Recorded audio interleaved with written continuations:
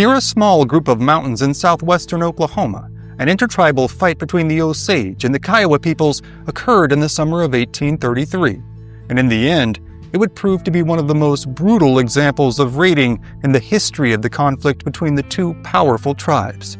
The things that took place that day were so dark and so violent that this battle has often been overlooked by mainstream history outlets, as its details are simply too shocking to share. But tonight, join History at the OK Corral as we delve into this tragic, harrowing story in the Cut Throat Gap Massacre. Southwestern Oklahoma, 1833. In the warm light of the early morning sun, a young Kiowa boy heads out of his village, situated on the idyllic open plains that lie near a small range of rolling, rocky hills. This is a chore the boy does every morning, one, even in his young age, that he does dutifully and without prompting. As many young men do during such chores, his mind often wanders to his future as a warrior, and of all the great deeds he hopes to accomplish, all of the enemies he hopes to engage and defeat.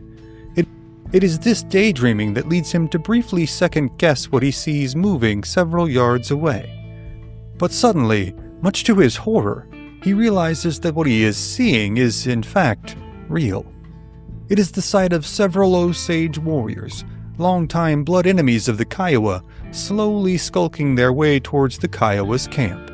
After shaking off his disbelief, the boy immediately breaks from his herd of horses, riding his own pony hard and fast back towards the camp, hoping to warn his people. But the Kiowa village, normally replete with skilled, experienced warriors, is, at the moment, nearly defenseless. Many of their warriors are out on the war trail, themselves raiding on another long-time enemy, the Ute tribe. Many more are hunting the vast buffalo herds that, at this time in the 1830s, still virtually carpet the plains in herds many thousands strong.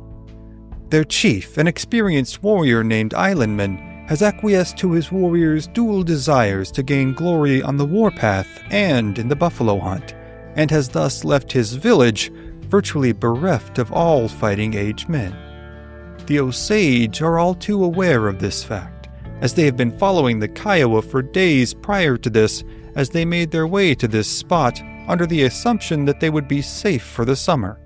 Chief Islandman has assumed that this spot will provide a respite from the enemy raiding that so often harangues his people, as well as a suitable location for their most sacred of religious ceremonies, the annual sun dance. But the chief has been gravely mistaken. Now, as the women, children, and elderly men of the village hear the warning cries of the young boy approaching the village, many among them simply scatter in sheer panic. There is no time to mount any kind of defense, and, even if there was, there are no warriors on hand to mount a fight. The approaching Osage warriors, now seeing the entirety of the village devolve into terror and chaos, are greatly heartened by this development. They have traveled far, over many miles and many days, with little in the way of food and water, and even less in the way of warm campfires and restful sleep. But they have patiently waited and watched as the Kiowa warriors have left the camp to raid or to hunt, and now they are even more confident that they have chosen the perfect time to strike. Though there is a long-standing enmity between the tribes, their conflict is not without cause. The ongoing war between the two tribes has originated from the same cause as the vast majority of intertribal warfare on the continent: the sheer scarcity of resources. Even for peoples replete with knowledge of survival in these harsh environs, the fight to secure a consistent source of food and shelter is one that presents a very real life-and-death struggle for every tribe. For tribes on or even near the Great Plains, it was the American bison, colloquially known as the buffalo, that provided food and shelter. The meat of even one of these hulking animals could provide a village with hundreds of pounds of meat. Their hides could be used to construct lodges, clothing, and even boats. Even their organs, sinew, and bones were used to make everything from storage containers to rawhide sinew to tools. But even the seemingly innumerable bison herds presented an ever-present problem for the tribes. the question of who among them held the rightful claim to the lands which these herds most inhabited. The conflict over these valuable lands led to countless instances of raiding and counter-raiding between the tribes. Some of this warfare merely had the intent of driving their enemy from their hunting grounds, but some was conducted with the express end goal of eliminating their foe altogether. Though the Kiowa and the Osage have fought for decades over these lands, both tribes are relatively recent arrivals in the area. The Kiowa are believed to have originated near British Columbia, Canada, having migrated west and then southwest over many decades through the territories of Idaho, Montana, Kansas, and then finally to Oklahoma. In terms of numbers, they are in fact a relatively small tribe, numbering only several thousand total tribal members at their peak. But their culture is one of great depth and complexity, with a highly developed set of societal rules and a deeply held, inexorably complex theology that revolved around a set of seasonal rituals.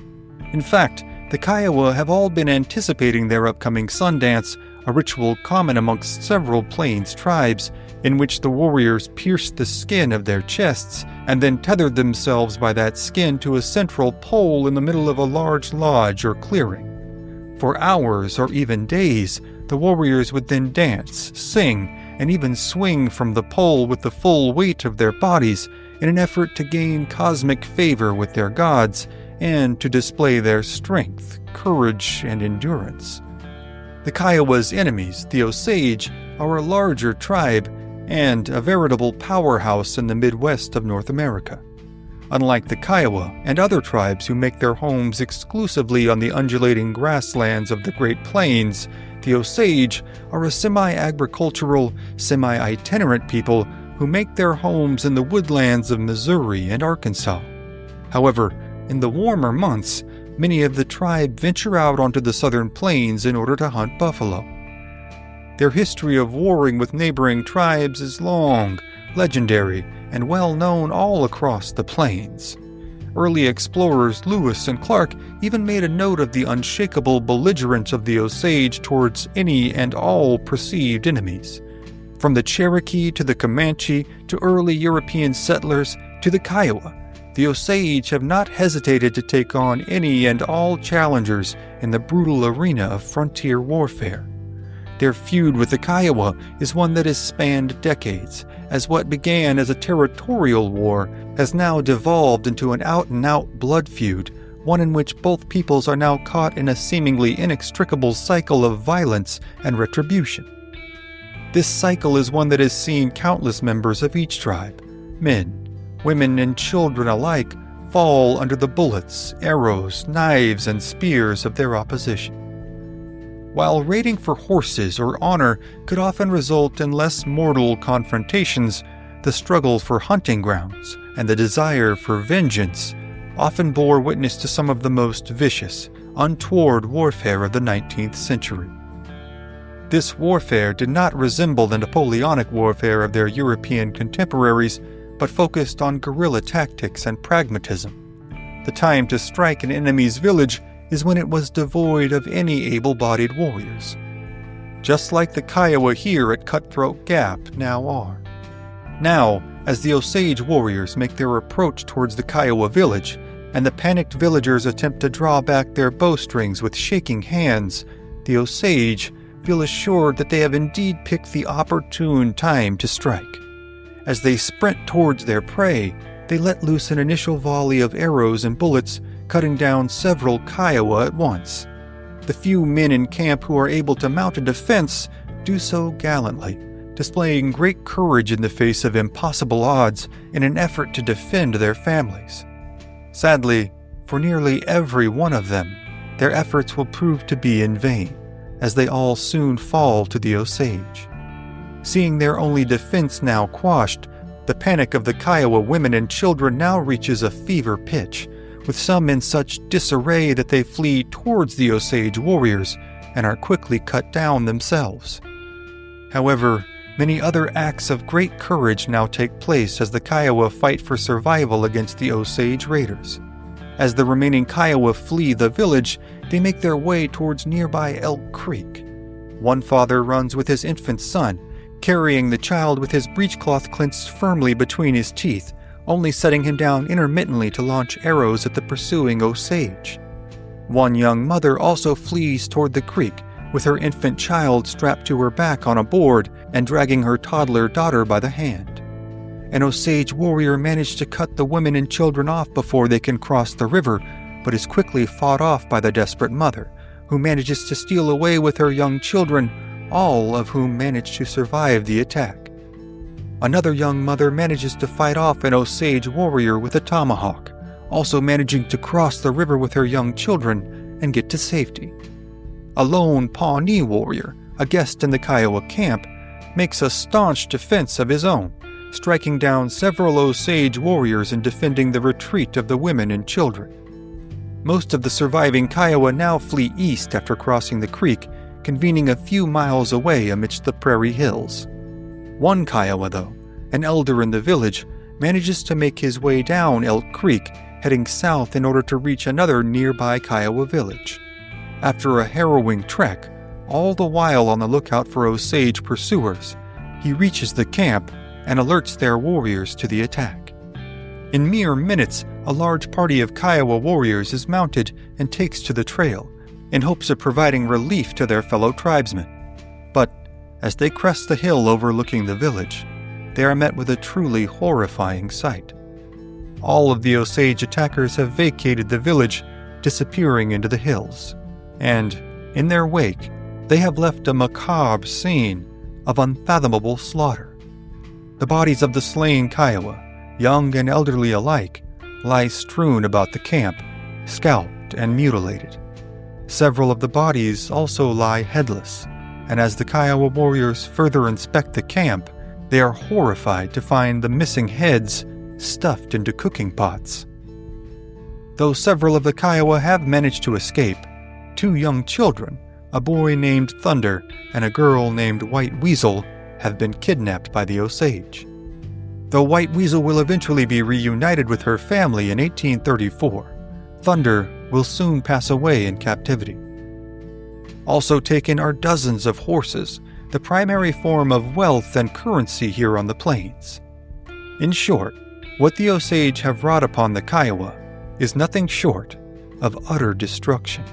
Upon his return to his camp, Chief Islandman will face widespread condemnation, eventually being forced to resign from his position.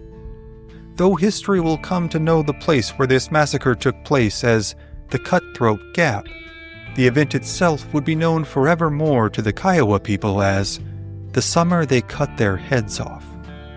Though the war with the Osage will carry on for many years, the Kiowa will never again make camp at the site of this massacre. While the story of the massacre at Cut Throat Gap is among the most brutal accounts of intertribal warfare on the North American continent, it is but one example of the ongoing cycle of attack and retribution between rival tribes that carried on for centuries. But the many stories of those accounts are, for tonight, other stories for other times. Thank you for joining us. If you like this story, click on one of the videos on your screen now to watch more. Also, if you'd like to learn more about Old West history, be sure to sign up for the HOKC newsletter. Link is in the description. Thank you again for watching, and we'll see you next time on History at the OK Corral, home of history's greatest shootouts and showdowns.